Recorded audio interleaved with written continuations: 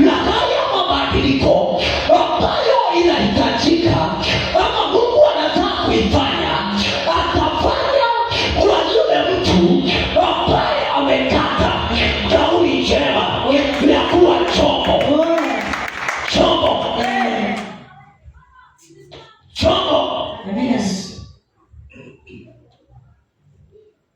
Na jina lake Bwana libarikiwe.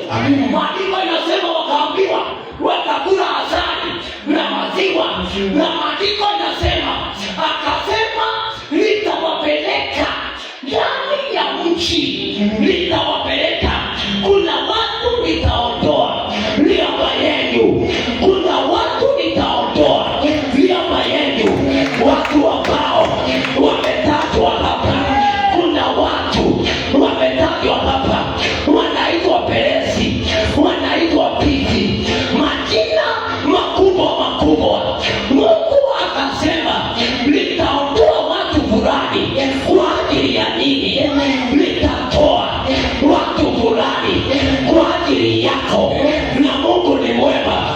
Kwa hii kanisa kuna mtu ambaye atakabidishwa kwenda mlango akuachie nyuma.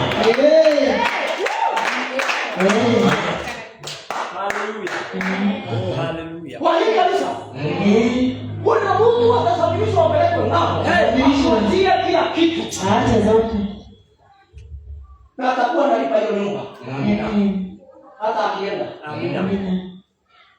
Na mtakuja kukumbuka service ya leo, kwa sababu mambo inabadilika. Kuna mambo inabadilika na hakujalishi. Amen.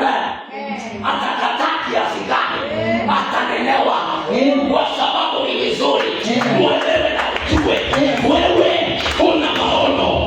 Wewe sio mtu ambaye hana maono. Mtu ambaye ana maono Mungu humtetea. Jina lake Bwana libarikiwe, jina lake Bwana liinuliwe.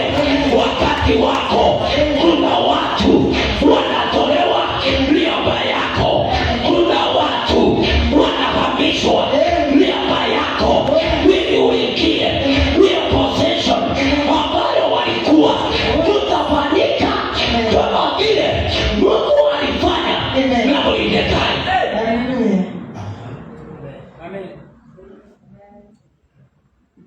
Kila Mungu alitenda kwa Mordekai, hicho kitu kinaenda kutendeka. Amen. Na jina lake Bwana libarikiwe. Amen. Maandiko yanasema ya kwamba alipotaka kuheshimisha ule ambaye anataka. Amen. Maandiko yanasema ya kwamba ikafika mahali ambapo Haman alikuwako na Esta na Mordekai. Lakini maandiko yanasema ya kwamba ikafika mahali Mungu ama mfalme akaitana, akaambia Haman, ni mtu wa aina gani anafaa kuheshimika? Ni mtu wa aina gani ambaye anafaa kuheshimika? Na mfalme akasema, huyu mtu ambaye anataka kuheshimika. Na Mordekai ama Haman akasema anafaa akalishiwe kiti cha ufalme. Baada ya hiyo akalishwe pete ya kiufalme. Baada ya hiyo akalishwe mavazi ya kiufalme. Baada ya hiyo apandishwe juu ya farasi, apandishwe juu ya farasi. Baada ya hiyo ashikwe baada ya farasi, ishikwe kamba, usipatikane mtu atakayesumbuka mji mzima akisema huyu ndiye mfalme ameheshimu. Leo kuna watu